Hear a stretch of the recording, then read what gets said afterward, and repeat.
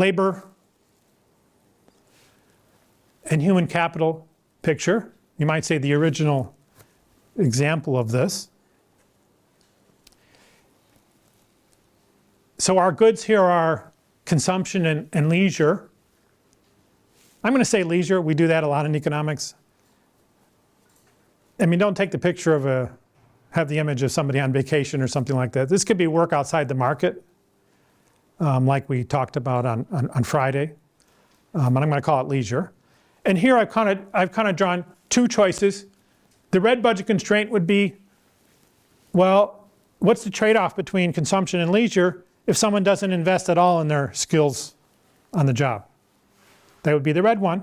And then the black one would be, well, what would the choices be if they did, say, go to school or took some action to make themselves more productive on the job? Well, your value of time would be different, but you'd also have the fixed cost of acquiring that human capital. So that's the human capital case. Now, in the continuous case, the way we draw it, yeah. In the previous slide, you have 2 points and one indifference curve. How do you choose between if there are multiple? We're going to come back to that. Yeah, that's going to be some of the fun part. Not all the fun part, but it'll be some of the fun part, which we don't really have in the linear case, right? So I'm going to draw this. Again, I want to maintain the close analogy to what we had with the vehicles, with the consumption and retirement, with the opioids. I want to maintain that picture, so I'm putting Q down here, leisure. I'm putting the other goods on the vertical axis as before. But instead of starting on the vertical axis, we're going to start at 1, meaning all the leisure time. And then Y here is going to refer to, well, how much income would you have if you didn't work at all? Now, maybe you want to think of Y as 0. Maybe you want to think of Y as some government benefit, or you have some bank account. I've drawn it as a rather low amount, but regardless, we start there.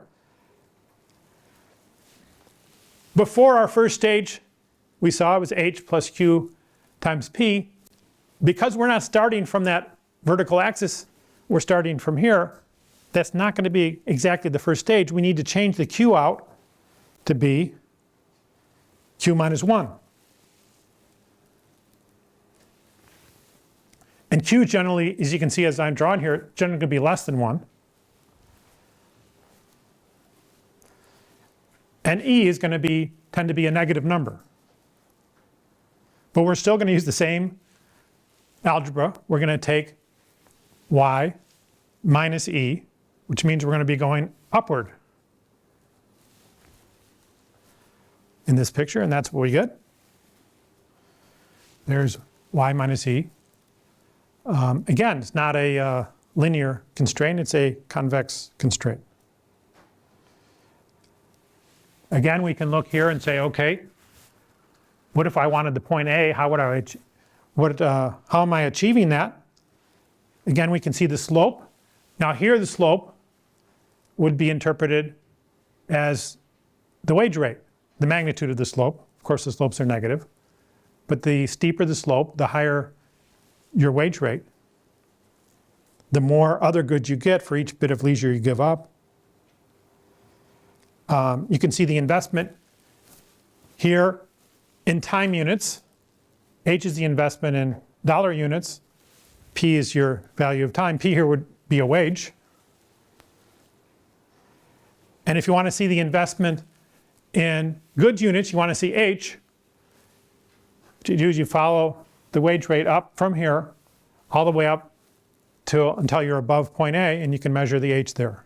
So in all these pictures you can see the H, you can see the P times Q, etc. Okay, let's start. I'm not quite to your question yet. Let's start with the case where we have a unique optimum, the way I've drawn here. So the highest indifference curve you can reach it with exactly 1 point. And I'm going to call that the point A.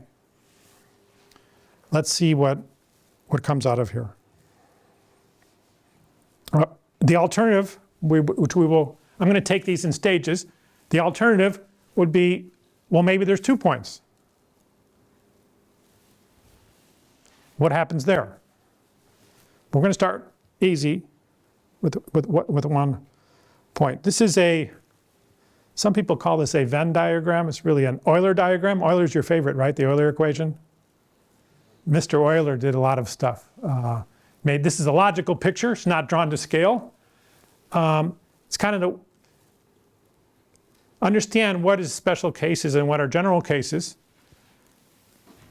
The more general situation we're talking about is complements, which Murphy has mentioned a lot already. We've already looked at complements.